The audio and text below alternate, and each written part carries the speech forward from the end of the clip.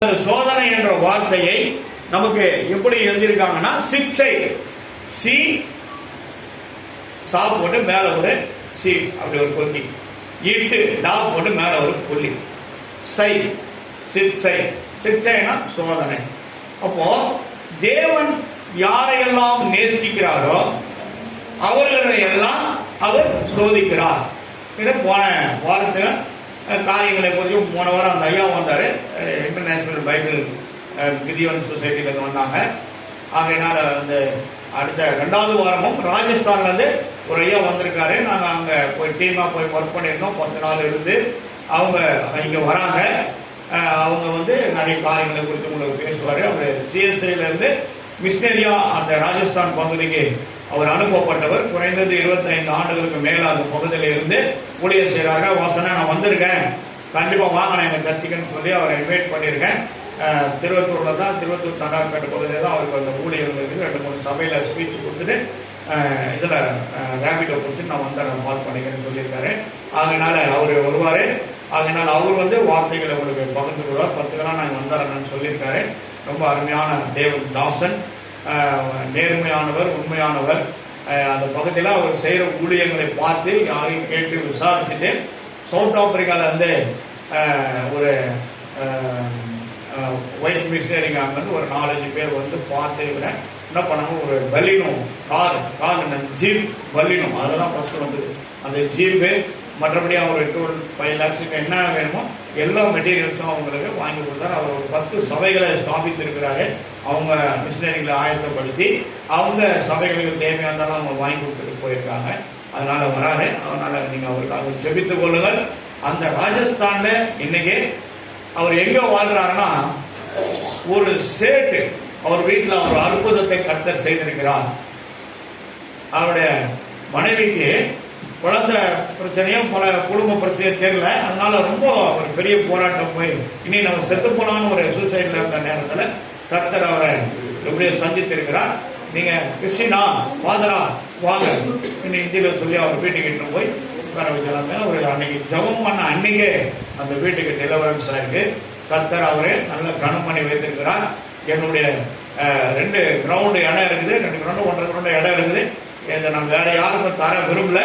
நீ இன்னைக்கு என்ன ரேட்டோ அந்த மட்டும் கொடுத்தா போதும், எக்ஸ்ட்ராலாம் எனக்கு தேவையில்லை என்று சொல்லி அதை வாங்கி அவர் பில்டிங் கட்டுறதுக்கு கீழே அவருடைய சென்டர், அதே போல சர்ச்சு, அவருக்கு வீடு எல்லாத்தையும் கட்டுறதுக்கு ஒரு ஆயத்தம். அவருடைய 2 பிள்ளைங்க இங்கே தான் மெட்ராஸில் வாழ்ந்து கொண்டுங்க. ஒன்று ஐடியில் ஒர்க் பண்ணி, ஒரு பாப்பா எம்எஸ்சி எம்ஃபில் பிஹெச்டி நினைக்கிறேன். ஒரு இங்கிலீஷ் டாப் ஸ்கூலில் இங்கிலீஷ் டீச்சர் அவங்க ஒர்க் பண்ணிருக்காங்க தாம்பரம் சைடில் நாடகத்தில். அதனால வருவார், நிறைய காரியங்களை கொடுத்து உங்களுக்கு சொல்லுவார். நிறைய இன்சிடென்ட் எல்லாம் நீங்கள் சொல்லுங்க என்று சொல்லியிருக்கேன். அப்போ சிக்ஷை அல்லது சோதனை 2வது பாகம். போன வாரத்துக்கு முந்தின வாரம் நம்ம பார்த்தது முதல் பாகம். சரி, உபாகம புஸ்தகம் பழைய ஏற்பாட்டில் மற்ற காரியங்கள்ல எபிரேயர் புஸ்தகத்தில் பண்ண அதிகாரத்தில் இல்லாததை நான் தேடி எடுத்திருக்கிறேன். ஆகையினால உபாகம புஸ்தகம் 5ஆம் அதிகாரம் 8வது அதிகாரம் 5வது வசனத்தை எடுத்து வாசிங்க. மைக் வாசிங்க. 8வது அதிகாரம் 5வது வசனம். ஒருவன் தன் புத்திரனை சிட்சிக்கிறது போல, ஒருவன் தன் புத்திரன மகனை உன் தேவனாகிய கர்த்தர் உன்னை சிட்சிக்கிறார் என்று நீ உன் இருதயத்தில் அறிந்து கொள்வாயாக. ஒருவன் மறுபடியும் அறிந்து கொள்வாயாக. ஆகையால் உன் தேவனாகிய கர்த்தருடைய வழிகளில் நடந்து அவருக்கு பயப்படும்படிக்கு அவருடைய கற்பனைகளை கைக்கொள்ள கடவாய். கர்த்தருடைய பரிசுத்த நாமத்துக்கு மகிமை உண்டாகட்டும். ஏன் அந்த சோதனை சிக்ஷை வருதுன்னா, ஏன் ஒரு சோதனை ஆண்டவர் அனுப்புறாருன்னா, நம்மளுடைய டிராக் அப்படி மாறும் போது, ஆண்டவர் விட்டு விலகும் போது, தேவ சபையை விட்டு விலகும் போது, தேவனுடைய வேதத்தை விட்டு நம்ம விலகும் போது, தேவனுடைய பிள்ளைகளை விட்டு விலகும் போது உலகத்துக்குள்ள போயிடும். நம்ம தேவனுடைய பிள்ளைகளோடு ஐக்கியம் இல்லாம மற்ற பிள்ளைகளோடு ஐக்கியம் வைக்கும் போது நம்ம என்ன பண்றோம், உலகத்துக்குள்ள போயிடும். அப்போ தேவனுக்கு என்ன பண்ணுதுன்னா கொஞ்சம் ஒரு கோவப்படுறாரு. அதனால என்ன பண்றாரு, ஆண்டவர் என்ன பண்றாருல, ஒருவன் தன் புத்திரனை சிருஷ்டிக்கிறது போல உன் தேவனாகிய கர்த்தர் உன்னை சிருஷ்டிக்கிறார்.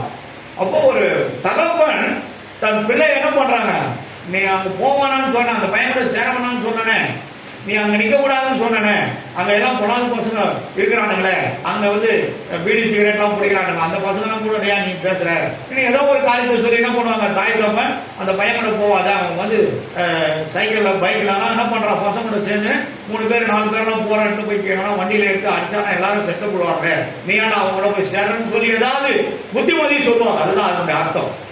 தேவன் நமக்கு என்ன சொல்றாரு, புத்திமதி சொல்றாரு.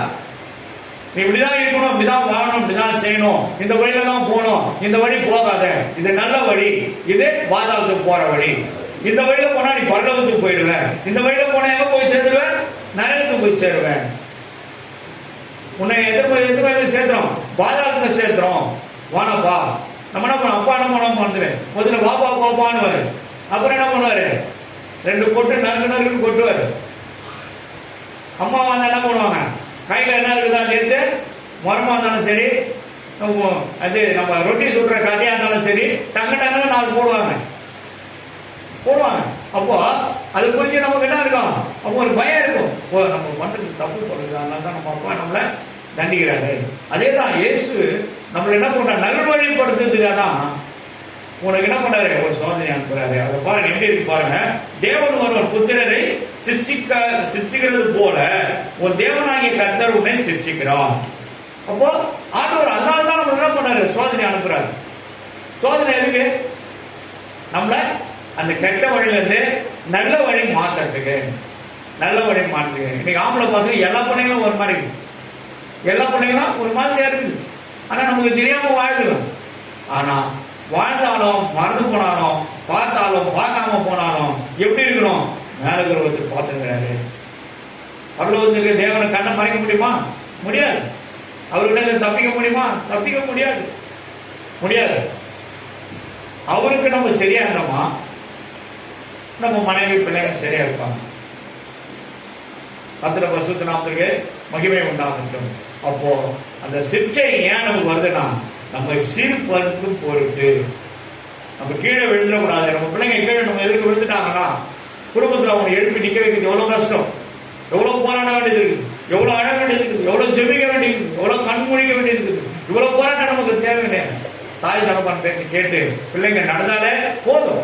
நல்வழி நல்லா படிச்சு நல்ல ஸ்டேட்டஸ் போய் பிள்ளைங்க நல்லா ஆரோக்கியமா சமாதானத்தோடு பின்னாடி இன்னைக்கு சின்ன பையன் தான் இருக்கிறத காட்டணும், பின்னாடி செகண்ட் பார்ட் தேர்ட் பார்ட் ஒன்று இருக்குது. அது இப்போ பிள்ளைங்களாம் பெற்று வளர்ந்து அதுங்களுக்கு திருமணம் ஆகி தேர்ட் பார்ட்.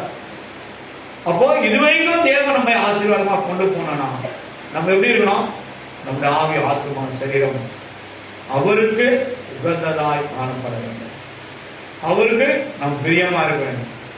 பிரியமானவனே உமாத்துமா வாழ்வது போல் எல்லாவற்றிலும் வாழ்ந்து சுகமாயிரு மகனே, சுகமாயிரு மகனே, சுகமாயிரு மகளே, 2 பேரையும் சேர்த்துதான் சொல்றேன். இப்ப நம்ம எப்படி இருக்கணும், அவருக்கு பிரியமா இருக்கணும். அப்ப சோதனைனாலே நம்மளுக்கு வராது, சோதனை வராது. நம்ம எல்லாம் கர்த்தரை அறியாத இருந்த ஒரு காலத்துல எப்படி எப்படியோ இருந்தோம். ஆனா தேவனை ஏற்று தேவனை அறிந்து எல்லாரும் வந்துட்ட பிறகு நான் அவருக்கு உரியவராய் மாறிவிடணும். அவருக்கு உகந்த வழியாய் நம்ம மாற்றணும். அவருக்கு பிரியமாய் நம்ம காணப்படணும். சிறுவிலரை ஆசீர்வதிப்பதே எனக்கு பிரியன்ற. அப்போ அவருக்கு பிரியமானவா நம்ம நடக்கணும், பேசணும், செயல்படணும். நம்மள முகத்தை பார்க்கும் போது இவங்க கிறிஸ்தவங்க சொல்லணும். கர்த்தருடைய பரிசுத்த நாமத்துக்கு மகிமை உண்டாகட்டும். சரி, இன்னொரு காரியத்தை பார்க்கலாம். 1 கொரிந்தியர் புஸ்தகம் புதிய ஏற்பாட்டில் 10ஆம் அதிகாரம் 13வது வசனம். 1 கொரிந்தியர். மனுஷருக்கு நேரிடுகிற சோதனை எடுத்துக்கோமா, எல்லாரும் பேஜ் நம்பர் சொல்லுமா. 236 236 10வது அதிகாரம் 13வது வசனம் எடுத்து. 236 10வது அதிகாரம் 13வது வசனம் என்ன சொல்லி பார்க்கலாம். மனுஷருக்கு நேரிடுகிற சோதனையே அல்லாமல், மனுஷருக்கு நேரிடுகிற சோதனைனா அது யாருக்கு எப்படி ஒரு சூழ்நிலை வந்தா இவன் தாங்குவான்னு அவருக்கு தெரியுமோ அதுக்கேற்ற மாதிரி தான் ஆண்டவர் நம்மளுக்கு அனுப்புறாரு. ஏன்னா அதுக்கு மேல நம்மளால தாங்க முடியாது. போராட்டம் நம்மளால அதிகமாயிடும். ஐயோ வேதனை ஆயிடும், என்னடா அப்படி நம்ம எவ்வளோ பெரிய பிரச்சனை வந்துருச்சு நம்மளுக்கு என்ற கலையும் போயிடுவோம். நம்ம போடா நாளைக்கு போய் நான் தான் ஆச்சு, அந்த மாதிரி ஒரு சூழ்நிலை கூட நம்ம வந்துடும், பெண் மாற்றம் கூட வந்துடும். அதுக்கு தான் நம்ம அதை தாங்குற அளவுக்கு தான் நம்மளுக்கு அனுப்புறாரு. அதுதான் அந்த வார்த்தை, மனுஷருக்கு நேரிட சோதனை அல்லாமல் வேறு சோதனை உங்களுக்கு நேரிடவில்லை. அப்போ நீ என்ன தாங்கணும்னு அவங்களுக்கு தெரியும். ஒருவேளை ஒரு 1/2 குண்டு பேருக்கு தலையில நம்ம சுமக்கலாம், 1 குண்டு தலையில வச்சா என்ன ஆகும்? அப்படியே பட்டுக்கும், கீழே உட்காந்துக்கும். இல்லைன்னா என்ன பண்ணுவோம், யாரு அந்த தலைமையில தூக்கி வச்சாங்களோ என்ன பண்ணுவோம், பொத்துன ஒண்ணு கீழே போடுறோம், அவங்க மேலேயும் போடுறோம், தூக்கி வச்சுக்கு மேலேயும் போடுறோம். ஆனா நம்ம எந்த அளவுக்கு தாங்க முடியும்னு அவருக்கு தெரியுது. அதுக்கேற்ற மாதிரி தான் அவங்களுக்கு என்ன பண்றாரு, அந்த சிக்ஷையை அவர் அனுப்புறாரு, சோதனைய அனுப்புறாரு. சோதனையா இது எல்லாத்துக்கும் என்ன பண்றோம், சோதனை வந்தா கூட சொல்லுங்க பிசாசு, உடனே பிசாசு அவனும் சும்மா வரைக்கும் கடையை விட்டுட்டு நல்லா தூங்குற இடம் மரத்தண்டு எடுப்பான், எங்கன்னா தூங்கின்னு இருப்பான், எங்கன்னா போயின்னு இருப்பான். என்னன்னா இந்த ஜனங்க சும்மா பார்த்தாலும் நான் அப்படியே உயிரா தெரியுது, நம்மளே சீனி பார்க்குதுங்க. அப்போ என்ன பண்ணுவாங்க, சும்மா போற நீ ஏன் என்ன கூப்பிட்ட, நான் வந்துட்டேன் போயிடுங்க. ஒரு முறை நம்ம சர்ச்சுக்கு இங்க ஏஜி சர்ச்சில் இருந்து ஒரு அம்மா இட்டு வந்தாங்க, ஜான்சி அவங்க சொந்தக்காரன். சொல்லாத இட்டு வந்துடுச்சு, சொல்லாதெல்லாம் இட்டு வராதுமா. ஞாயிற்றுக்கிழமை சர்ச்சு கொஞ்சம் பேர் 11 மணிக்கா 10:30 மணிக்கு முடியும், 11 மணிக்கு நான் இங்கே வெயிட் பண்ணேன். அதே மாதிரி அவங்க அந்த டைமுக்கு வந்தாங்க. வந்த உடனே ஒரு கேட்டு கதவு போட சொன்னேன்.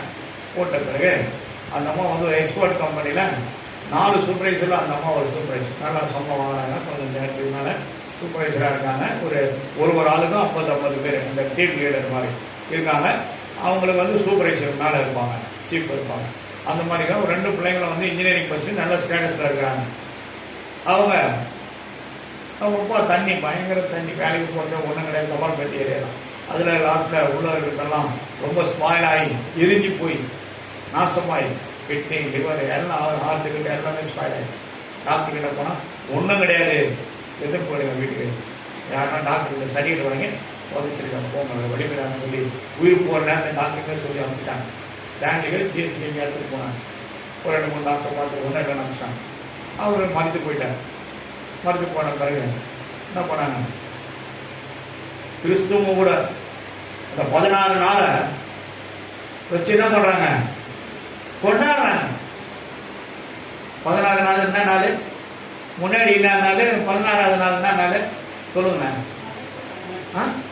நடுப்பு நண்டு போகுது, நடுப்பு நடுப்பு நடப்பு எங்க இருக்குது, நடப்பு நடுப்பு இருக்குதே இல்லையா, நம்ம இடுப்புதான் இருக்குது.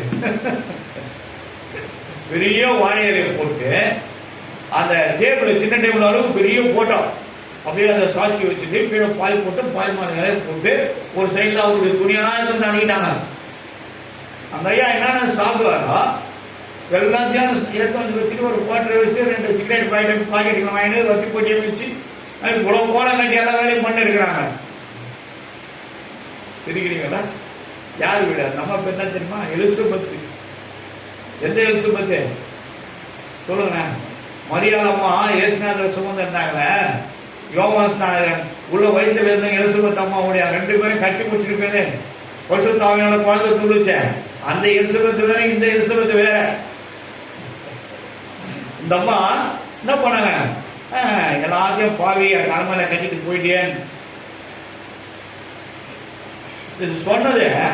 அந்த வீட்டு மேல அந்த ஆவி உட்காந்துருந்தான். இறங்கி கீழே வந்து அந்த வீட்டு டோர் திறந்துக்கிறத எட்டி பார்த்தா இப்படி சொன்னா நான் போவோம், என்ன கூப்பிடுறாங்கன்னு அவர் உள்ள வந்தேன். உள்ள வந்து இருக்கிறது ஏதாவது சாப்பிட்டு துணிமணியை மாட்டிக்கினேன், ஒரு குவார்டர் ஒரு இது ஒரு சிகரெட் எல்லாம் எடுத்து போக வேண்டியது தானே. அந்த அம்மா மேலே ஏறினார். அந்த அம்மா மேலே ஏறினார். யாரு? செத்து போன ஆகி மனை மேலே ஏறிச்சு. வீட்டுக்கு வந்தது. அதெல்லாம் போட்டுக்குமா, நீங்களும் கொஞ்சம் தனியா ஓரமா இருங்க. கேட்டேன், யாருமா இருக்கும், உங்களுக்கு என்ன வேணும்னு கேட்டேன். எங்கள் அம்மாவுக்கு சித்தி பொண்ணு அப்படின்னா, இப்போ மாதவரம்புள்ள அவங்க சொந்தக்காரங்க நாங்கள் கேட்டேன். அப்புறம் சரின்றது கொஞ்சம் தூரமாக வாங்கன்ட்டு என்னை பாருங்க, அவங்க பொண்ணு இன்ஜினியரிங் படித்த பொண்ணு கூட இருக்கு, என்னை பாருங்க. என்னை பார்க்க மாட்டேன், தலை கீழே குஞ்சினேன்னு. நீ யாரு நீன்னு கேட்டேன். உன் பேரு நான் கேட்டேன். என் பேரு அற்புதராஜ் சொல்லுது. உலகிறாருல அவர் பேரை சொல்லுது. ஏன் வந்த? நான் வாசல்ல தான் நின்றுந்தேன். இந்த அம்மா படையெல்லாம் போட்டு என்னை கூப்பிடுது. அதனால தான் வந்து நான் ஏறினேன்னு எல்லாம் சாட்சி. ஜான்சி அம்மாவும் ஜான்சியும் சாட்சி. இப்போ நீ போவியா போக மாட்டான்னு கேட்டேன். எனக்கு இங்கே வந்து இது பயமாக தான் இருக்குது. யார் சொல்லுது? சொல்லுங்க. யார் சொல்லுது? பிசாசு பேசு. பிசாசு பேசு. பிசாசு பேசுமா? பேசும். தேவனுடைய சமூகத்தை போய் நிற்குமா? நிற்கும். நீ எங்கிருந்து வரேன்னு கேட்கிறார் ஆண்டவரே. யோபு புஸ்தகத்துல தாசன் மீது கண்பட்டாயான்னு கேட்கிறார்ல. எல்லாம் போவோம். பேதுருக்குள்ள உள்ள போனா, யூதாசுக்குள்ள உள்ள போனா, நமக்குள்ளே உள்ள போயிடுவோம். நம்ம எப்படி இருக்கணும்? சரியா இருந்தா வரமாட்டான். இப்போ அங்க போனா புரிஞ்சிருப்பான், ஏற்றி போடுவாங்க. ஜெபிக்கிறவங்க விட அந்த கிட்ட வரமாட்டாங்க. அவன் எட்டி ஒரே உதவி இடுப்பு போடும். இடுப்பு உடஞ்சிடும். அது என்ன? ஜப ஆவி. அதுவே ஒற்று தெரிஞ்சிடும். நீ ஒண்ணுமே பண்ண என்ன நடந்ததே தெரியாது. அந்த அளவுக்கு நம்ம எப்படி இருக்கணும்? ஜபத்துல உறுதியா இருக்கணும். ஆவியில அனலா இருக்கணும். ஜபம் பண்ணனே ஓடிச்சு. அதுக்கப்புறம் கிளியர் ஆகிட்ட உடனே அந்தம்மா டக்குன்னு எழுது அப்படி இப்படி நின்றுங்கினேன். ஐயா நான் ஃப்ரீ ஆகிட்டேன் எல்லாம் போயிடுச்சு. ஒன்றும் இல்லையா ஃப்ரீ ஆகிட்டேன். அதுவே சொல்லுமா ஃப்ரீ ஆகிட்டாங்க. ஜப்பானை கொடுத்து பேச்சு ஜபம் நினச்சி போயிட்டு வாங்க. நான் என்ன சொல்றேன், இதே நீ மதக்காரங்கிட்ட எத்தனை நேரம் ஒன்று வாங்கியிருப்பான். என்ன சும்மா சொல்லுவான் ஃபர்ஸ்ட்டு, என்ன 4-5 ஆவி வச்சு கட்டி வச்சுக்கிங்க, பயங்கரமா இருக்குது. போயிட்டு நம்ம இட்டு போங்க. ஒரு 2 நாள் கழிச்சு 10,000 எதுன்னு நம்ம பார்க்கலாம், முடிச்சுக்கலாம். அதை தான் சொல்லுவோம். ஆனால் தேவனுடைய ஆலயத்தை கர்த்தர் இலவசமாக விடுதலை கொடுத்தாங்க. அவங்க கொடுத்த காணி என்ன தெரியுமா? சொல்லுங்க, தோராயமாக சொல்லுங்க. எல்லாம் நல்ல ஸ்டேட்டஸ்ல இருக்கிறாங்க. இன்ஜினியரிங்ல படிக்கிறீங்க, நல்ல வேலை செய்யுங்க பிள்ளைங்க. டாடா கம்பெனி 300 ரூபா போட்டு டப்பாவில் போட்டு போனேன். காரணம் என்ன தெரியுமா? தேவன் விடுதலை கொடுத்தாங்க, தேவனை மகிமைப்படுத்தாங்க. நீ தேவனுக்கு அல்வா கொடுத்துட்டு போனீங்கன்னா நம்ம எப்படி ஆயிடுவோம்? நம்மளும் அல்வா சாப்பிட்ற மாதிரி ஆயிடும். நம்ம யாரும் இது வரைக்கும் அதுக்கு காசு கேட்டதே கிடையாது. இதுக்கு போறோமோ தோமா மலைக்கு பாப்பா பிள்ளைங்கிட்ட கொடுத்துருங்க போங்க, இந்த மாதிரி போற சமாச்சாரம் மட்டும் வேற எதுக்கு கேட்கறது. நிறைய காரியங்கள் கர்த்தர் வந்து விடுதலை கொடுத்துருக்கா. அப்போ சோதனை நீ எவ்வளவு தாங்கன்னு உங்களுக்கு தெரியும். யாராருக்கு சோதனை? சோதனை நீங்க கிடையாது, சோதனை நீ இல்லை என்று சொல்றாங்க. கை தூக்க பார்க்கலாம். சொல்லுங்க ஜெயஜெயா, சொல்லுங்க. சோதனை கிடையாது, எல்லாருக்கும் உண்டு. அவர் லெவலில் அவருக்கு உண்டு, பௌமியம்மா லெவலில் பௌமியம்மா உண்டு, சத்யானிசி அம்மாவுக்கு அவங்களுக்கு உண்டு, எல்லாருக்கும் உண்டு. கிரிஜாமாவுக்கு ஒரு பெரிய சோதனை. பையனை ஹாஸ்பிட்டல் அட்மிட் பண்ணிட்டாங்க. உங்களை வாயில டீ வச்சிட்டாங்க, தூக்கி போட்டு எல்லாம் ஆர்டினரி வருவது. நம்ம வீடு வந்துட்டாங்கம்மா. பாரு சொல்ல வந்துட்டாரு பாரு வீட்டுக்கு. ஜபம் ஜபம் ஹாஸ்பிட்டல் பண்ணா கூட சரி, நம்ம பண்ற ஜபங்களை அந்த அம்மாவுடைய கண்ணீரை கண்டு தேவனை விடுதலை கொடுத்தா வந்துட்டாங்க.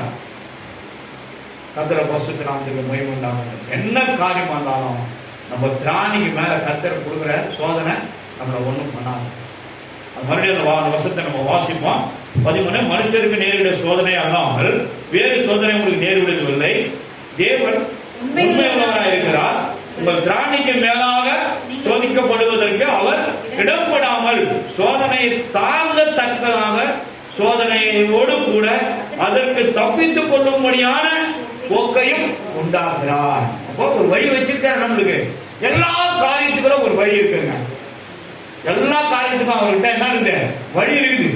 அந்த வழியை நம்ம தான் கண்டுபிடிக்கும். கண்டுபிடிக்க முடியும். ஏன்? இந்த வேதத்துல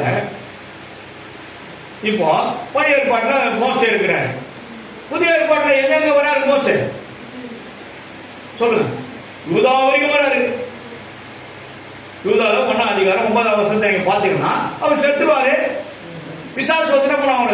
அவருடைய சரீரத்தை கொண்டு போய் பிச்சு நாசம் பண்ணி எரிச்சு போடணும்னு நினைப்பான். ஏன்னா 40 லட்சம் மக்களை விடுதலையாக்கி வெளியே கொண்டு வந்தார். ஆண்டவர் சொன்னதெல்லாம் செய்தாரு, விடுதலையாக்கினாரு. அது வரைக்கும் வருது. ஆனா கர்த்தர் தேவதூதன் அனுப்புறாரு. அங்க போய் அவரை குற்றப்படுத்தாமல் அங்க கர்ப்பம் பண்ணி நிற்கிறாரு. அதுக்கப்புறம் அதே உபாகமத்துல பாத்தீங்கன்னா 34வது அதிகாரம் 6-7 இடத்துல பாத்தீங்கன்னா அவரை தேவனே ஒருவரும் அறியாத இடத்துல, ஒருவரும் வைக்கப்படாத ஒரு புதிய கல்லறையில கர்த்தர் என்ன பண்றாரு? அவரே அடக்கம் பண்ணினார். படி நான் வசனத்தை, அவரே அடக்கம் பண்ணினார் இருக்கும். அவரே தான் இயேசு. அவர் அவனை மோவாப் தேசத்தில் உள்ள அவர் இயேசு மோசேயை மோவாப் தேசத்துல எத்தியோப்பியாருக்கு எதிரான பள்ளத்தாக்கிலே அடக்கம் பண்ணினார். இந்த நாள் வரை போதும். பாருங்க, இந்த நாள் வரைக்கும் அந்த கலர் யாரும் கண்டுபிடிக்க முடியல. ஏன்னா கர்த்தர பசுத்து அவர் கலரை ஒருத்தனா அறியா, ஒருத்தனே தெரியாது, அவருக்கு தான் தெரியும், இயேசுக்கு தான் தெரியும். ஆனா இயேசுடைய கலர் எல்லாம் போய் பார்த்தாங்கல்ல, எல்லாரும் போய் பார்த்தாங்கல்ல. சகோதரிமாருங்க ஓடுறாங்களே, தப்புன்னு ஓடி போய் தேடி கண்டுபிடிச்சி அங்க நிக்கிறாங்களே. மேல இருக்கிற அந்த தேவதூதரை பார்த்து பயப்படுறாங்களே. யாரை தேடுகிறீர்கள்? அவர் 3ஆம் நாள் உயிரோடு எழுந்தாங்க. வெளியில இருக்கிறார் பாருங்க, போய் நீங்க உங்க சீசர் போய் சொல்லுங்கன்னு சொல்றாங்கல்ல. அவங்க தான் தேவதூதன் சொல்றாங்க. அப்போ தேவன் எவ்வளவு ஒரு நம்மை சோதிப்பாரு, ஆனா கைவிட மாட்டார். கீழே விட்டுற மாதிரி இருக்கும், விட மாட்டார். நம்ம கையை பிடிச்சிருப்பார், நம்ம கையை பிடிச்சிருப்பார். திராணிக்கு மேல சோதிக்க மாட்டேன்றார், இடம் போடாமல் சோதிப்பது தக்கதற்கு அவர் இடம் போடாமல் சோதனையை தாங்கத்தக்கதான சோதனையோடும் கூட அதற்கு தப்பித்துக் கொள்ளும்படியான போக்கையிற வழியையும் நமக்கு உண்டாக்கி தருகிறார். அப்ப எல்லா சோதனைக்கும் கர்த்தர் ஒரு வழி வச்சுக்கிறார். ஒரு வழி இருக்குது. அந்த வழியை எங்க தேடணும்? நம்ம தான் உட்காந்து ஜபத்துல தேடணும். தேடணும் என்ன பண்ணுங்க? கேளுங்கள், கண்டடைவீர்கள். நீதிமொழிகள் புஸ்தகம் 3ஆம் அதிகாரம் 12வது வசனத்தை வாசி. நீதிமொழி, தகப்பன் தான் நேசிக்கிற புத்திரனை சிட்சிக்கிறது போல கர்த்தரும் எவனிடத்தில் அன்பு கூறுகிறாரோ அவரிடத்தில் தேவன் அன்பு கூறுகிறாரோ அவரை சிட்சிக்கிறார். தகப்பன் தான் நேசிக்கிற புத்திரனை சிட்சிக்கிறது போல. நம்ம பிள்ளைங்க என்ன பண்றோம்? சில நேரத்துல அடிச்சு கடிச்சு சரி பண்ணி நம்ம ஒரு வேலைக்கு போயிட்டு வரோம், எங்கேயோ ஒரு வேலைக்கு போயிட்டு வரோம், நம்ம பிள்ளைங்க வீட்டில் இல்லைன்னு வச்சுங்க, எவ்வளோ போகும், எங்கே போனாங்க தெரியல. சில நேரத்தில் என்ன பண்ணுவோம், ஒரு ஆவேசத்தில் கூட என்ன பண்ணுவோம், செருப்பு போட்டு அங்கேயும் இங்கேயும் அலைவோம். எந்த பசங்களோட சுற்றி குப்பை மட்டும் போய் சுத்த போனாங்களோ, எங்கே போனாங்களோ, அங்கே போனாங்களோ, எப்படி போனாங்களோ, என்ன ஏதுன்னு ஒரு நம்மளுக்குள்ள ஒரு பயம். பிள்ளைங்க பையனா தண்ணிகளில் விழுந்துட போகுது, பசங்க கூட காத்தாடி பிள்ளைங்க ஓட போகுது. இந்த மாதிரி என்ன பண்ணுவோம், பிடிச்சி அங்கிட்டு போய் பிடிச்சின்னு வர வீட்டுக்கு என்ன பண்ணுவோம், கதவை சாத்திட்டு உட்கார வச்சு தண்ணி எண்ணி கலந்து தலையில் எண்ணெய் தைச்சி தலையை தாவி நல்லா வாங்கி விட்டு பவுடர் போடுவான். கொம்பை எடுத்து 4 மாதம் வாங்கும். கொம்பை எடுத்து 4 மாதம் வாங்கும். நான் 10வது படிக்கிற வரைக்கும் எங்கள் அப்பா கிட்ட அடி வாங்கிக்கிறேன். 10வது படிக்கிற வரைக்கும் எங்கள் அப்பா கிட்ட அடி வாங்கிக்கிறேன். அதனாலதான் எப்படி நிற்கிறோம்? நேர்மையா நிற்கிறோம். கர்த்தருடைய பரிசுத்த நாமத்திற்கு மகிமை உண்டாகட்டும். அப்போ பாருங்க, நேசிக்கிற புத்திரனை சிட்சிக்கிறது போல கர்த்தரும் எவரிடத்தில் அன்பு கூறாரோ அவனையும் சிட்சிக்கிறார். என் இடத்துல அன்பு கூறாருன்னா என்ன கூட சில நேரத்தில் சோதனைகள் வரும். ஆனா சோதனை வரும்போது நான் மாதிரி வந்துருக்கேன், அது ஒண்ணுமே பண்ணாதீங்க, ஒரே வழி இது எடுத்துங்க. ஏன்னா ஒரு மூலையில உட்காந்துங்க வீட்டுல, மாமனார் ஃபேன் போடலன்னா கூட பரவாயில்ல, வெளிச்சத்துல ஃபேன் இல்லாத ரோடு வச்சுட்டு உட்காந்து படிங்க, படியில உட்காந்துங்க. ஆனா இத படிக்காத நீங்க ஏமாத்திட்டு இருந்தீங்கன்னா உங்களுக்கு திருப்பி வந்துக்கினே தான். சிரிச்சிக்கிற அவரும் சிரிச்சிக்கிற சிரிச்சைகளை அனுப்பாரு, இன்னொருத்தன் வெளியே நின்று வேடிக்கை பார்த்துட்டாங்கண்ணா. ஜபத்துக்காக போற, சிவகாமியா போற, வெள்ளிக்கிழமையா போற, போய் மேலே போய் துவச்சிட்டு வச்சுட்டு வரீங்களா, வா பார்த்தேன்னு சொல்லி நம்மளுக்கு என்ன பண்ணுவான், ஏதாவது ஒன்று வேறீங்க நம்மளுக்கு அமைச்சினே தான். ஆனால் அது அனுப்பாத இருக்கிறதுக்கும் கர்த்தர் நம்மளை சோதிக்காம இருக்கிறதுக்கும் நம்ம அனுதினமும் அவரோடு பேச வேண்டும். தேவ சமூகத்தில் உட்காரணும். டெய்லி 1 மணி நேரமாக உட்காந்து பேசணும். ஆண்டவர்கிட்ட ஜெபிக்கணும். ஜெபிக்கிறது தான் அவர்கிட்ட பேசுறது. நம்ம அதிகாலையில் எழுந்து பேசணும். 3 மணிக்கு வருவான் என் பையன் பெரியவன்.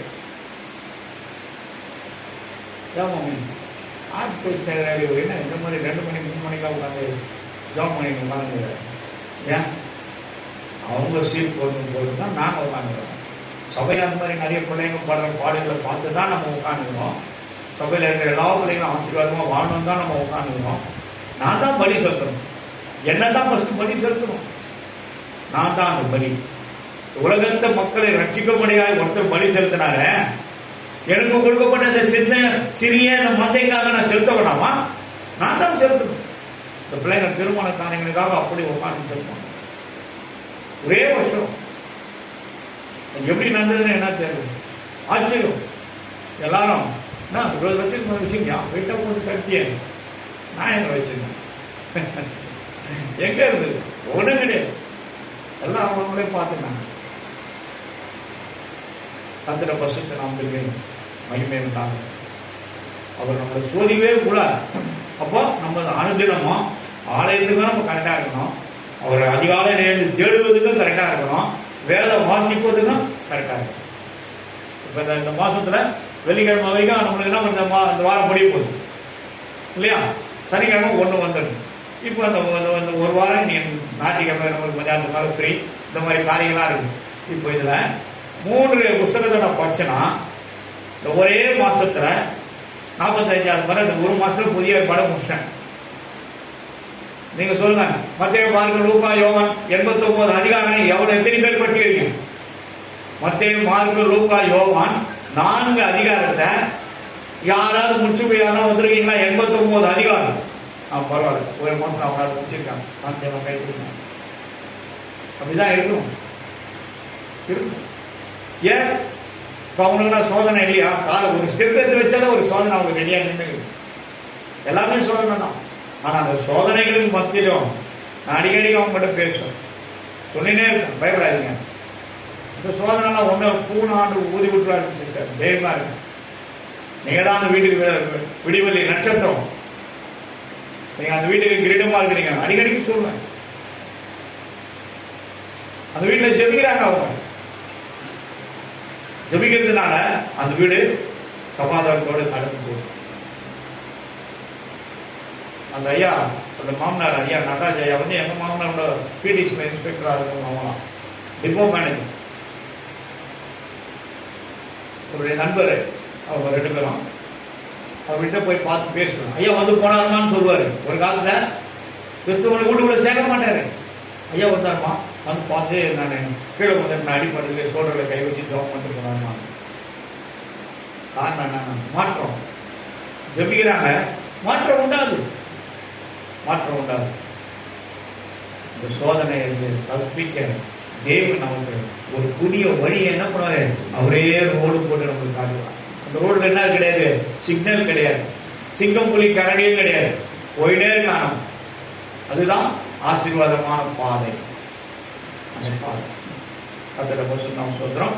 அப்போ அதுக்கு அடுத்த ஒரு காரியத்தை பார்க்கலாம். யாக்கோபின் புஸ்தகம்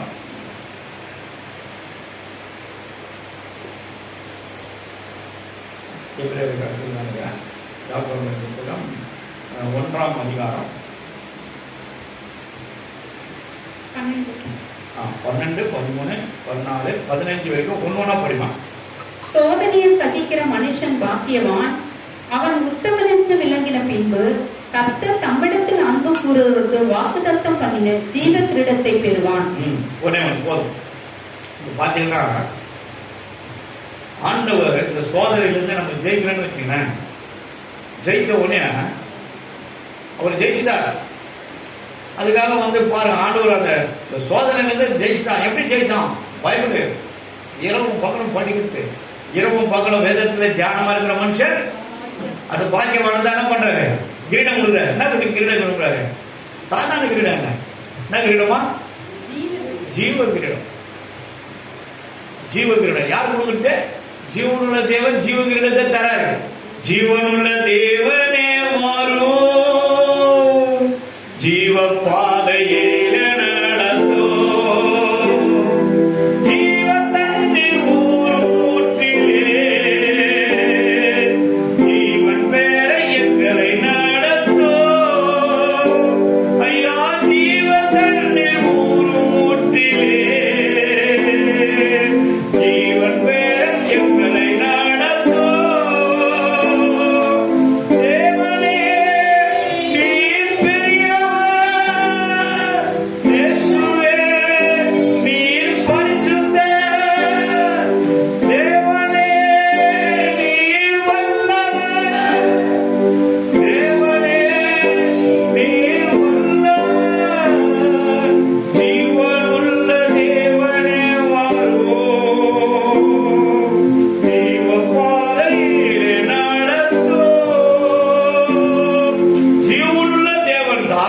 நம்மள ஜீவ பாதையில நடத்த முடியும். அப்போதான் நமக்கு என்ன கிடைக்குது?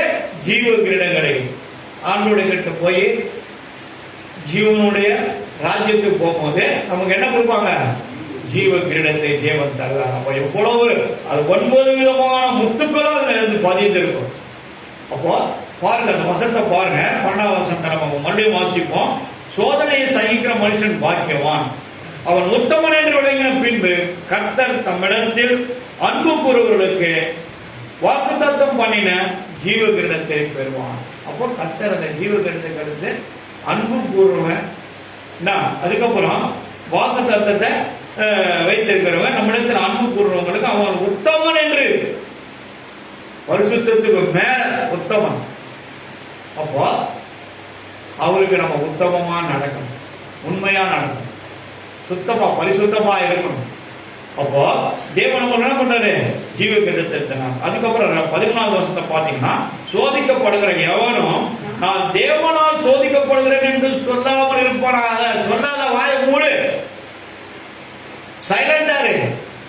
ஆண்டவர் எனக்கு ஒரு சோதனை கொடுத்துருக்காங்கன்னா, நான் வந்து எங்கேயோ டிராக் வந்து சரியில்லை, ஏதோ வண்டி மாறி வேற ரூட்ல போகுது, அதனாலதான் கடவுளை இங்க வந்து ஒரு செக் போஸ்ட் வச்சிருக்காரு நம்மளுக்கு. உடனே நம்ம என்ன பண்ணணும்? நேரம் வந்து அது முன்னெல்லாம் முழங்கால் படிட்டு ஜோம் பண்ணணும் ஃபுல் பீட்ல. ஆனா இப்ப ஆண்டவர் என்ன சொன்னாரு? தாவீதை போல ஜோம் பண்ணுவாங்க, சாஷ்டாங்கமா விழுந்து அப்படியே 4 கை காலம் என்ன பண்ற, 2 கையை 2 காலம் தலையில படுற மாதிரி உடம்பு படுற மாதிரி ஜெபிக்க ஆரம்பிச்சேன். அப்போ சாஷ்டாங்கமா அவருக்கு முன்னாடி நம்ம என்ன பண்ணோம்? விழ கத்துக்கணும், விழுந்து பாருங்க. அப்படி இருக்கிறவங்களுக்கு தான் என்ன பண்றாரு? கர்த்தர் என்ன பண்றாரு? சோதிக்கப்படுகிற எவனும் தான் தேவனால் சோதிக்கப்படுகிறேன் என்று சொல்லாமல் இருப்பானாங்க. சொல்லக்கூடாது. ஏன் தேவன் இப்படி சோதிக்கிறாரு தெரியல, நம்மளே வாய வச்சு என்ன பண்ணுது? சொல்லுது. அப்ப என்ன பண்ணுது? 10 நாள் போறது என்ன ஆயிடும்? 20 நாள் ஆயிடும். அப்போ நீ அதே சொல்லிருந்தா 20 நாள் ஆயிடும், 40 நாள் ஆயிடும். ஆனா ஒரே நாள் அது விலகி திருத்த முடியும், வெளியே அனுப்ப முடியும். நேரம் முன்னாடி சாஸ்தாங்க, அப்பா என்ன மனுஷன் நான் தெரிஞ்ச தெரியாம சேர்ந்துட்டாங்க, இந்த சோதனையிலிருந்து எனக்கு ஒரு வழியை காட்டுங்கப்பா. நீங்க கேளுங்க, கண்டிப்பா அதுக்கு ஒரு வழியை காட்டுவாங்க. பாருங்க, சொல்லாமல் இருக்க கடவுள் சொல்லி ஒருவனையும் அவர் சோதிக்கிறவரும் அல்ல. அப்போ நம்ம கரெக்டா இருந்தோமா, பர்ஃபெக்டா இருந்தோமா, நம்மள அவர் சோதிக்க மாட்டார். அவர் சோதிக்கிறவரும் அல்ல. வசனம் சொல்லு, இந்த 13வது வசனத்தை கடைசி வந்து பாருங்க, ஒருவனையும் அவர் சோதிக்கிறவர் அல்ல, சோதிக்கிறவரும் அல்ல. யாரையும் அவர் என்ன பண்ணாரு? சோதிக்கிறவர் அல்ல. ஏன்? நம்மளை தாண்டி போயிடுறாரு. நம்ம சபையில ஒரு அம்மா கேட்க பையனுக்கு கல்யாணம் பண்ணாங்க. மனைவிக்கும் அவருக்கும் மிஸ் அண்டர்ஸ்டாண்டிங். போத் 2 பேரும் எம்ப்ளாயி. பையன் நல்ல ஸ்டேட்டஸில் படித்து நல்ல இடத்துல வேலை செய்கிறாங்க. ஆனால் ஈகோ கோர்ட்டு வரைக்கும் போய் டைவர்ஸ் ஆகிற ஸ்டேட்டஸில் இந்து மார்க்கத்தினால அந்த ஒரு அம்மா அந்த சோதனையில நம்ம மட்டும்தான் ரட்சிக்கப்பட்டிருக்காங்க. மாமியார் பையனுடைய அம்மா மட்டும்தான் ரட்சிக்கப்பட்டிருக்காங்க. ஃபோனில் என்கிட்ட பேசினாங்க, செவ்வாய்க்கிழமை நீங்கள் வாங்கம்மா அப்படின்னு சொன்னேன். அந்த அம்மா சொல்லுது, ஐயா என் பையன் உங்களுக்கு டைவர்ஸே நான் தரமாட்டேன், அப்படியே நீ இருக்கணும். அந்த அம்மா, நீ ஏன் கையெழுத்து போட்டு தரியா இல்லையா பாடுறா அப்படி 2 பேரும் எப்படி இது ஏடிஎம் போட்டியா இருக்குது. கடைசியில அந்த அம்மா என்ன சொல்லிட்டாங்க, 10ஆம் இருக்குதா, அதுவும் பொண்ணு தானடா, தாயாச்ச எப்படினாலும் மருமகன் வந்து மகள் தானே சொல்லுது. கடைசியா கொஞ்சம் இறக்கம் பண்ணி எதாவது சரி பண்ணுப்பா, பரவாயில்லப்பா, வீட்டுக்கு போய் சரி பண்ணிடலாம் என்ன சொல்லி டைவர்ஸ் வந்து வித்ரா வாங்கிக்கின்னு வீட்டுக்கு வந்துட்டாங்க. இங்கே தான் நம்ம ஏரியாவில் தான் இருக்கிறாங்க. யாரெல்லாம் கேட்கக்கூடாது, பேரெல்லாம் கேட்கக்கூடாது. அப்போ அவங்க சொன்ன பிறகு யார் என்ன சொன்னாலும் மைண்டில் வச்சுட்டு ப்ரேயர் பண்ணுவோம். அவங்களாம் அன்றைக்கே பண்ணேன், நைட்டே பண்ணேன். அந்த பொண்ணு காலையில் எழுந்து அந்த சின்ன குழந்தைய ரெடி பண்ணி ஹோட்டலில் போய் டிஃபன் வாங்கி கொடுத்து ஏற்கனவே பள்ளிக்கூடத்தில் விட்டுருந்து அந்த பள்ளிக்கூடத்தில் இருக்கிற டீச்சருங்கிட்டே அந்த பொண்ணுக்கு வந்து ஒரு 2000 ரூபா கொடுத்து வீட்லேயே இருக்க வச்சு இங்கே டீச்சர் ஹோட்டலுக்கு போயிடுங்க, நான் வரும்போது வீட்டுக்கு வந்து பழைய வீட்டுக்கு எடுத்து வந்துடுறேன். 8 மணிக்கு வீட்டுக்கு போகும்போது போகிறாங்க. ஆனால் காலையில் வீட்டில் எதுவும் செய்யறது கிடையாது, நைட்டு வந்து செய்யறது கிடையாது, எல்லாம் ஹோட்டல் தான் அந்த அம்மா மனைவி. ஆனால் அவர் அம்மா கூட இருந்துக்கினே கஷ்டப்பட்டுக்கினே ரொம்ப வருத்தமாக இருக்கு. எப்படி இருந்தது தெரிலம்மா, ஆனால் நான் கையெழுத்தும் போடல, ஆனால் என்னாச்சு தெரியல, கையெழுத்து போட்டு நானே அதை வித்ரா வாங்கி இருக்க மாட்டேன். வீட்டில் வந்து இப்போ என்னை உயிரை எடுத்துக்கிட்டு என்னை வாழ விட மாட்டேன். ஏடிக்கு போட்டியாக செய்து சமாதானமே இல்லை. அவங்க சொல்கிறாங்க, அந்த அம்மா சொல்கிறாங்க, ஐயா அவங்க இந்த மந்திரக்காரன் வீட்டுக்கெல்லாம் போவாங்கடா, என் பையன் வேகான ஆகிட்டாங்க, என்னாச்சு தெரியல, ஏதோ ஒன்று நடந்துச்சாங்க. சரிம்மா பரவாயில்ல, நீங்கள் வாங்க வச்சுருவாங்க, வாங்கம்மா நான் வீட்டில் இருக்கேன், ஜாப் பண்ணலாம், உங்களுக்காக செபிக்கிறேன் என்று சொல்லி அதை வர வச்சுட்டேன். 10 வருஷத்துக்கு நான் வந்து மகிமை உண்டாகட்டும். ஏன் சொல்கிறேன்னா, நடக்காததை நடக்கிற மாதிரி செய்யறது கூட நீங்கள் மந்திரங்கள் வேலை செய்யணும். மந்திரங்கள் வேலை செய்யும், நம்ம தான் ஜாக்கிரதையாக இருக்கும். இதோடு நம்ம இருப்போம்னா, இதோடு நம்ம நடப்போம்னா, இதன் வெளிச்சத்தில் நம்ம வாழ்வோம்னா எதுவும் நம்மளை ஒன்றும் அசைக்க முடியாது, அசைக்க முடியாது. இதே இடத்துல இந்த சர்ச்சை கட்டும் போது 3 முறை எங்கள் மனைவியை வீட்டில் இந்த மண் எடுத்து படுக்க வச்சாங்க. பிளாட் யாருக்குமே தெரியாது. நாடு சொன்னாரு, உனக்கு தான் அந்த கிருமையை கொடுத்துருக்க, நீ அவங்க மேலே ஜோம் பண்ணி எல்லாத்தையும் வாங்கியாச்சு, எல்லாம் பட்டு உடைக்கப்பட்டது. என் மனைவி சொன்னாங்க, உங்ககிட்ட வராதுன்னா வேற யாருக்கா போயிருந்து இந்த வீட்டுக்குள்ள வந்ததுன்னா நான் என்னைக்கு செத்து போயிருப்பேன். ஒரு மனுஷன் சாகத்துக்காக இயேசு இந்த உலகத்துக்கு வரல, உண்மையை என்னை வாழ வைக்க தான் இயேசு இந்த உலகத்துக்கு வந்தாரு. அதனால இதெல்லாம் வரும் தான். ஆனா அவர் நம்ம கூட இருந்தாருன்னா இது ஒன்றும் நடக்காது. கர்த்தர் பரிசுத்த நாமத்திற்கு மகிமை உண்டாகட்டும். இன்னொரு ஒரு காரியத்தை நம்ம அடுத்ததை எடுத்து வாசிப்போம். 14வது வசனம் வாசிப்போம்.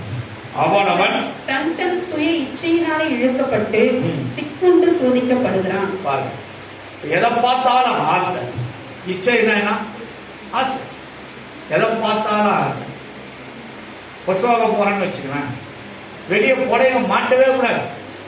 ஏதாவது ஒன்று பார்த்து விட்டோன்னு வச்சுக்க, விரும்புள்ளா இருக்கும். விரும்புள்ள இருந்தா கூட ரோட்ல மாட்டிக்கிட்டு பார்த்தா பார்வை உள்ள வந்து இறங்கும். சூப்பரா இருக்கு. வாங்குறோமோ இல்லையோ போய் கடைக்காரங்கிட்ட பொச்சு பார்த்துட்டு, ஐயா இது எவ்வளோ ஐயா விசாரிச்சாவது வந்துடுறோம். அது ஒரு இச்சை. எதை பார்த்தாலும் நம்ம வாங்கிடணும். எதை பார்த்தாலும் நம்ம வாங்கி வீட்டுக்கு எடுத்துட்டு போயிடணும். இது வானா நமக்கு இருக்கிற புடவையும் போதும், அதுவே நம்மளுக்கு 10 வருஷத்துக்கு வரும். நாங்கள் என்ன பண்ணுவோம், வருஷத்துக்கு ஒரு முறை நம்ம நண்பர் ஒருத்தர் வாலாஜா பார்த்தேன், சச்சிநாத்திர ஏழை கிராமங்கள், குறைஞ்சது ஒரு 500 பேர் இருக்கிற கிராமம், ஒரு 4 பையில ரெடி பண்ணி புடவைகள்லாம் போட்டு அமுச்சு விட்டுருவோம். ஒரு 500 கையில் 5000 ரூபாய் கொடுத்துருக்காங்க. ஒரு பிடிசியில் ஜிஹெச் எதுக்கு செக்கிங் இன்ஸ்பெக்டர் நின்று பிடிசி ஆஃபீஸர் தான் அவர். நம்மளுடைய நண்பர் மாசலாமணி அவர் பேர். அவர் வந்து அவர் பையனை எடுத்து வந்து எல்லாத்தையும் மாறிட்டு கொடுக்குறாரு. நீங்கள் கூட இந்த முறை ஏதாவது கொடுக்கணும்னு உதவி பண்ண ஆளுக்கு ஒரு 2 புடவை கொடுங்க, 2 புடவை கொடுங்க, பழைய புடவை பிரியாமல் இருக்குதான் பாருங்க. டாக்டரா அது ஊசி நூறு போட்டு அடிச்சது, டெய்லர் ஷாப்ல அடிச்சு இதெல்லாம் கொடுக்கூடாது. நல்ல புடவையா போடும், அது ஒரு ஆசீர்வாதம். நல்ல வீட்டுக்கு போச்சுதான் அவர் சந்தோஷப்படுவாங்க. அவங்களுடைய ஏழைகளுடைய சந்தோஷம் தான் நம்முடைய மன மகிழ்ச்சி. ஆண்டவர் அதுதான் வந்தார். அப்போ எது மேலேயும் நம்ம என்ன பண்ணாது, எதை பார்த்தாலும் ஆசைப்படணும். ஆண்டவர் என்ன சொல்ல, ஆசையை அறவே ஒழிக்கணும்ன்ற ஆசை, அதுதான் இச்சை. இச்சை வந்து நம்மளை கவுத்துரும். அவன் இந்த மாதிரி வண்டி வாங்கியிருக்கான், நம்மளும் அதே மாதிரி வாங்கணும். போய் கடத்தலை மாட்டிக்கிட்டு அவசரப்படணும். கடன் தலைக்கு மேலே போயிட்டே இருக்கும், செய்யக்கூடாது. சத்துட்டா சொன்னதுக்கு மகிமை உண்டாகட்டும். பாருங்க, அதில் போடுது பாருங்க, அவனவன் தத்தன் சுய இச்சையினாலே இழுக்கப்பட்டு சிக்குண்டு சோதிக்கப்படுகிறான். சிக்கல போய் மாட்டிக்கிறான். அதனால நம்ம நிம்மதி கட்டுப்போகுது, நிம்மதி கட்டுப்போகுது. நமக்கு இருக்கணும், சரி பரவாயில்ல, இதை நம்மளால சமாளிக்க முடியும். நமக்கு வருமானத்தில் பென்ஷன்ல இதில் அதில் இது வருது, சம்பளத்தில் வருது, பரவாயில்ல நம்மளால முடியும். இல்லை தாராளமாக நீங்கள் வாங்கிக்கலாம், மாட்டிக்கொள்ளலாம். கர்த்தருடைய பரிசுத்த நாமத்துக்கு மகிமை உண்டாகட்டும். 15வது வசனத்தை வாசிப்போம்.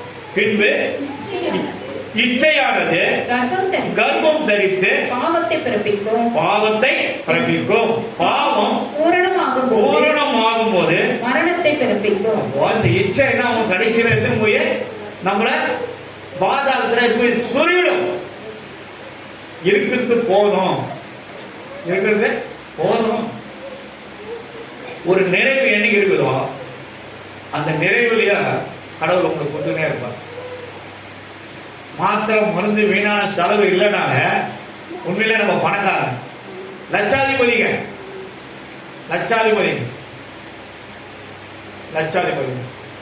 நம்மளால ஆசீர்வதிக்கப்பட்டவங்க. ஹார்ட் பேஷண்ட் எனக்கு ஆபரேஷன் பண்ண டாக்டர் சீப் தான் என்ன இப்போ பார்க்குறாரு. அப்போ ஜிஹெச்ல போனால் இவ்வளோ மாத்திரை கொடுப்பாங்க, 15 நாளைக்கு ஒரு முறை. அப்புறம் கொரோனா பிறகு 2 மாதம் ஒரு முறை கொடுக்க ஆரம்பிச்சாங்க. அப்படிலாம் இருந்தா. ஆனால் இப்போ அவர்கிட்ட போன பிறகு எல்லா மாத்திரையும் கம்மி பண்ணிட்டாரு. எனக்கு எத்தனை மாதம் ஆச்சுமா, 2 மாதம் தான், 3 மாதம் தான் இருக்குது. சுகருக்கு ஒன்று, ஹார்ட் பேஷண்ட்டுக்கு ஒன்று. அந்த ரத்த குழாயில் எந்த ஒரு டெஸ்ட்டும் இல்லாமல் அதை உடைச்சி எடுத்து வெளியே ஏற்றணும் வரத்துக்கு மோஷனில் அதுக்கு ஒரு காலைகளை கொடுத்துருக்காங்க. அவ்வளோதான், 3 மாதம். இப்போ நான் சாப்பிட்டு காலையில் மாலையில் 2 வேளையும் நல்லா வாக்கிங் போகிறேன். உடம்புல இருக்க தண்ணியெல்லாம் ஈரமாகி பனியில் நனைஞ்சு வரணும். மேலே போட்டுக்கிற டிஷர்ட்டு நனைஞ்சு வரணும், ஈரமாயிடணும். நான் தருவு நடப்பேன், இங்கேயே சோத்திரம் பண்ணி நடத்துவேன். டெய்லி 5 சோத்திரம் அடிச்சு அடிப்பேன். அங்கே போனால் வருஷத்துக்கு ஒரு முறை போவேன். டிசம்பர் மாதம் போய் செக் பண்ணுவேன். ஒரு கேட்பாரு, ஓ எல்லாம் நல்லா தானே இருக்குது, ஏன் வந்தேன், என்ன இது பண்ணேன், துட்டு நிறையுதா? சார் வருஷத்துக்கு ஒரு முறை செக் பண்ணணும், பார்க்கணும். அப்போ வருஷத்துக்கு ஒரு முறை நம்ம என்ன பண்ணோம், நம்ம சரீரத்தையும் நம்ம பார்த்துக்கணும். நான் நல்லாங்கிறேன் அதே டென்ஷன் கூடாது. அப்போ அதனால தான் நம்ம என்ன பண்ணுறோம், சோதனை போய் மாட்டி சோதனைலாம் மாட்டிடும். நமக்கு இச்சை வரவே கூடாது. அதை பார்த்தா வாங்கணும், இதை பார்த்தா வாங்கணும், இதை பார்த்தா வாங்கணும், எல்லாம் இருக்கும். எனக்கு ஒரே ஒரு செருப்பு, ஒரே ஒரு ஷூ செட்டு. 4 ஷூ எதுக்கு, 4 செருப்பு எதுக்கு?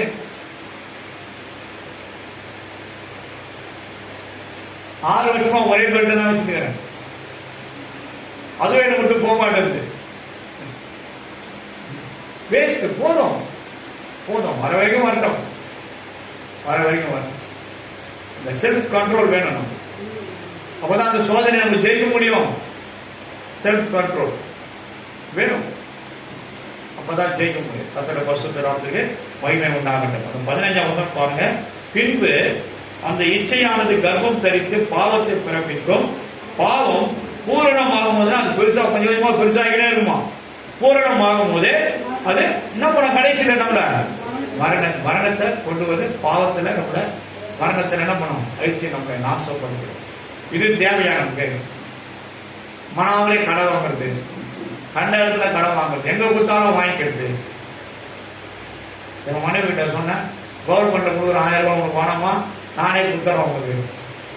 ஆனா இது வரைக்கும் ஒரு முறை கூட கொடுத்து கிடையாது. ஏன்னா எல்லாம் செலவினமும் அவங்க தான் பாக்குறாங்க. அப்புறம் நான் தனியா வேற கொடுக்குறது, கேட்கறதெல்லாம் வந்துடுது. அப்புறம் நான் தனியா வேற கொடுக்க முடியுமா? கர்த்தருடைய பரிசுத்த நாமத்துக்கு மகிமை உண்டாகட்டும். சரி, இன்னும் 2 வருஷத்தை பார்த்து நம்ம முடிக்கலாம். 2 பேதுரு புஸ்தகம் 2ஆம் அதிகாரம் 9வது வசனத்தை வாசிக்கும். 2 பேதுரு புஸ்தகம் 2ஆம் அதிகாரம் 9வது. தேவ பக்தி உள்ளவர்களை சோதனையில் இருந்து ரட்சிக்கவும் அக்கிரமக்காரரை ஆக்கிரிக்குள்ளாக நியாய தீர்ப்பு நாளுக்கு வைக்கவும் அறிந்திருக்கிறார்.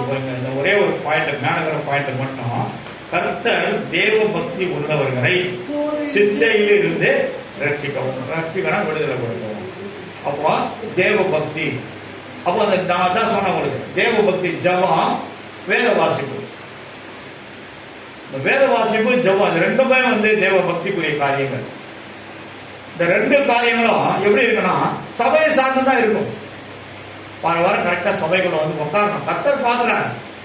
ஆலயத்துக்கு வருமா, எத்தனை மணிக்கு வரும், ஆராதனை முடிஞ்ச பேர் வருமா, இல்ல கண்ணை முடிஞ்ச ஆமேன் போற நேரத்தில் உள்ள வருமா, அவர் பார்க்கிறார்.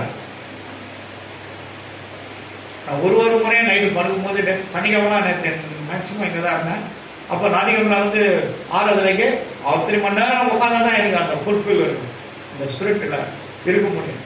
அப்போ ஆண்டவர்கிட்ட கேட்பேன், ஆண்டவரே நீங்கள் நட்டுருப்பா, எல்லாரையும் கொண்டு வாங்க, நான் வரதுக்கு அன்னைக்கு வரதுக்கு முன்னாடி நான் உள்ள வந்து ஆண்டவரே அப்படிதான் நினைப்பேன். ஆண்டவர் வரதுக்குள்ள 9 மணிக்கு ஆரம்பிக்கிறது, அவர் எத்தனை மணிக்கு இருப்பார் நமக்கு தெரியாது. அதுக்கு முன்னாடி ஓடாதணும், அந்த பிரயாசம் நம்மளுக்கு இருக்கணும். அதான் கர்த்தர் தேவ பக்தி உள்ளவர்களை சோதனையிலிருந்து ரட்சிக்க விடுதலை ஆக்குவோம். சோதனையிலிருந்து விடுதலையாக்க, சிச்சையிலிருந்து விடுதலையாக்க தேவ பக்தி ரொம்ப முக்கியம். வேதம் அதான் நம்மளுக்கு காட்டுது. வேதத்தை வாசிக்கணும், அதன் பிரகாரம் நடக்கணும், அதுதான் தேவ பக்தி. எல்லாத்தையும் தெரிஞ்சு வச்சுனேன், எல்லாருக்கும் அல்வா குத்துட்டு ஜாலியா சுத்தி இருந்தேன்னு வச்சுக்க, கடைசியில் அல்வா நம்மளுக்கு குத்துறது எடுத்துட்டு என்ன பண்ணோம், எங்கன்னா சேத்துல சொல்லிவிடும், எழுதுக்க முடியாது. ஒரு 20 அடி பள்ளத்துல முட்டியால் சேரு இறங்கிட்டேன்னு வச்சுங்க, என்ன பண்ணாரு அப்படியே இழுத்துக்கும், அப்படியே இழுத்துக்கும். அந்த மாதிரி மறித்து போனவங்களாம் நிறைய பேர் இருக்கிறாங்க. அந்த தேவ பக்திக்குள்ள நம்ம எப்பவும் இருக்க கற்றுக்கணும். தேவன் பக்தி உள்ளவர்களை தமக்கென்று தெரிந்து கொண்டார். அப்போ நம்ம அவரால் தெரிந்து கொள்ளப்பட்டவங்களா இருக்கணும். சோதனை வருமா, அனுப்புவாரா? அனுப்பவே மாட்டார். தேவனோட பக்தியில நம்ம இருந்தோமா, பக்தினா சபையோட ஐக்கியம், தேவனோட பிள்ளைகளோட ஐக்கியம், ஆராதனை ஐக்கியம், பாட்டு பாடுறது, மற்ற காரியங்கள ஆராதனை, மற்ற காரியங்கள வேத வார்த்தையில எல்லாத்திலையும் ஐக்கியம். அப்படி இருக்கும்போது தேவ பக்தி ஒரு நாள் ஒன்று விட்டு குறையாது, அது வளருமே தவிர குறையவே குறையாது. ஏன்னா இந்த வேதம் வந்து ஒரு கடல், இதை யாராலும் என்ன பண்ண முடியாது, தாண்டவும் முடியாது, இதை எல்லாத்தையும் கரைச்சு குடிக்கவும் முடியாது. எவ்வளவு படிச்சாலும் உங்களுக்கு இன்ட்ரெஸ்டா தான் இருக்கும், நிறுத்தவே முடியாது, போயிட்டே இருக்கும். இன்னும் ஒரே ஒரு வசனத்தை வாசித்து வெளிப்படத்துல ஒன்று கூட காரணம் யோசித்தேன் நானு. அப்புறம் ஒரு தேடி கண்டுபிடிச்சாங்க. 3வது அதிகாரம் 19வது வசனம் கொஞ்சம் வாசிங்க. 3 வெளிப்படுத்தல் புக் ஆஃப் ரெவலேஷன் 3:19. நான் சிநேகிக்கிறவர்கள் எவர்களோ அவர்களை கடிந்து கொண்டு என்ன போட்டுக்குது, யாரை சிநேகிக்கிற ஆண்டவர் நம்மள எவ்வளவு சிநேகிக்கிறாரு. சிநேகிக்கிற ஆண்டவருடைய சிநேகிதம் யாரு சொல்லுங்க, அப்புறம் சொல்லுங்க, வேதத்துல சொல்றது சொல்லுங்க. ஆபிரகாம் சிநேகிதன் சொல்லி ஏசியா தீர்க்கதரிசி புத்தகத்துல இருக்குது. அப்புறம் சொல்லுங்க சொல்லுங்க சொல்லுங்க. எல்லாம் பைபிள் ஸ்கீமா தானே எல்லாரும் சொல்லுங்கப்பா. ஆனா சிநேகிதன் என்ற வார்த்தை ஒருத்தருக்கு வருது. யார் அவரு? உங்க சிநேகிதர் லாசரு மரித்து விட்டான். யோவான் 11 அதிகாரத்துல என்ன பண்றாங்க சொல்றாங்கம்மா இருக்குதா? அது வசந்தம் படிக்கலாம் பைபிள். யோவான் 11 அதிகாரம். அப்போ தேவனுடைய சிநேகிதனா இருக்கிறார் அவரு.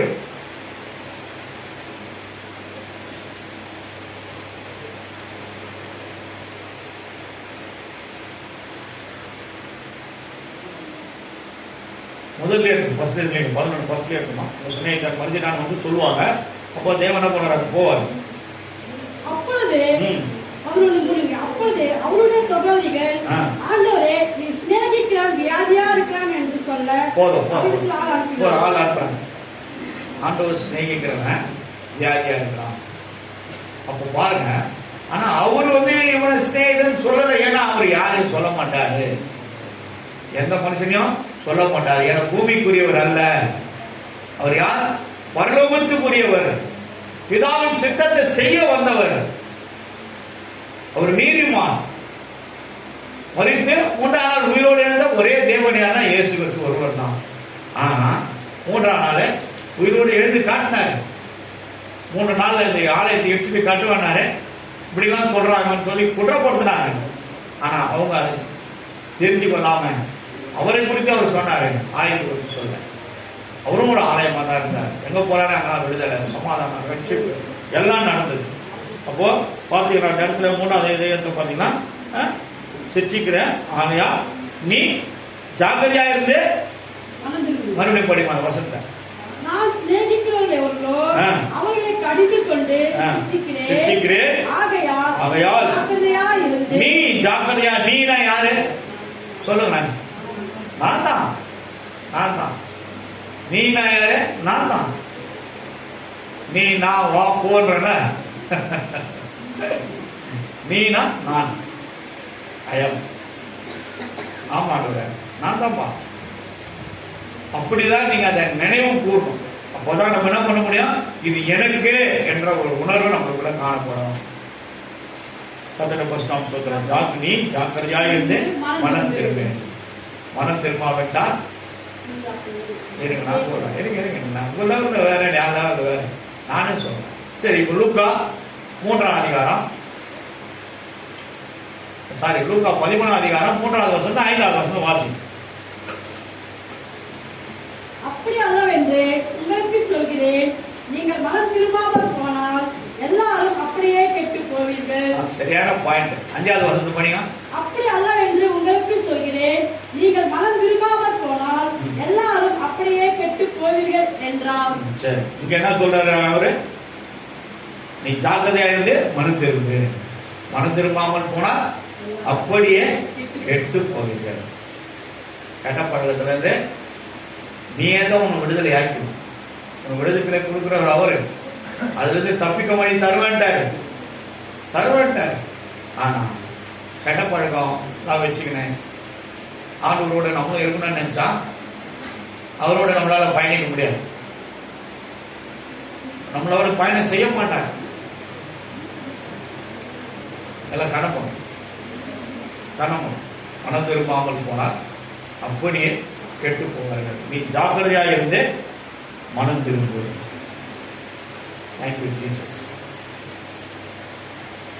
என் ஜனமே மனம் திரும்பு. இயேசுவிடம் பாடுமா. இயேசுவிடம் ஓடி வா. என் ஜனமே மனம் திரும்பு. இயேசுவிடம் ஓடி வா.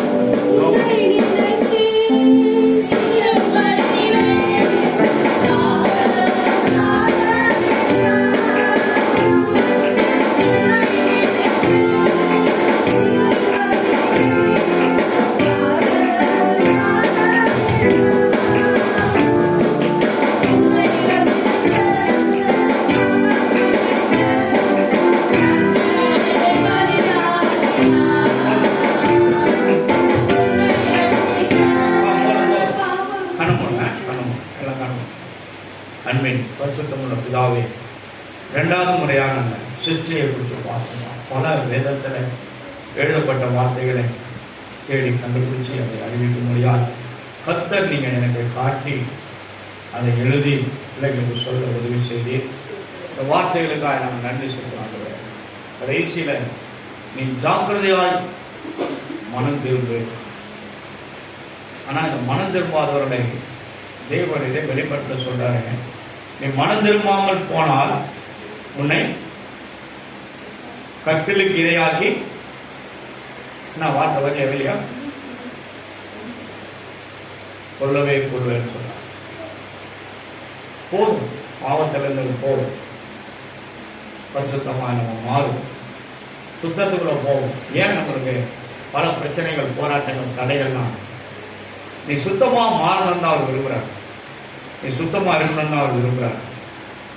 உன்னை சீர் பொருத்தும் பொருட்டு வேதத்தில் எழுதப்பட்டது.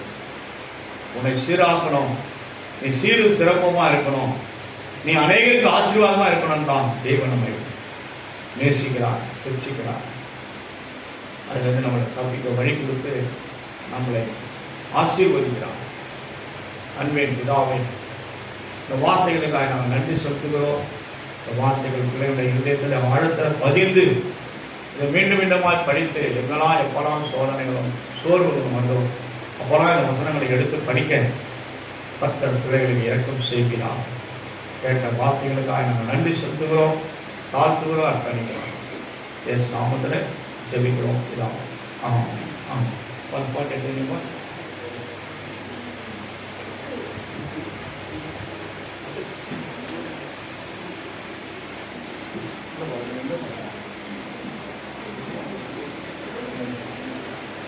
Gracias.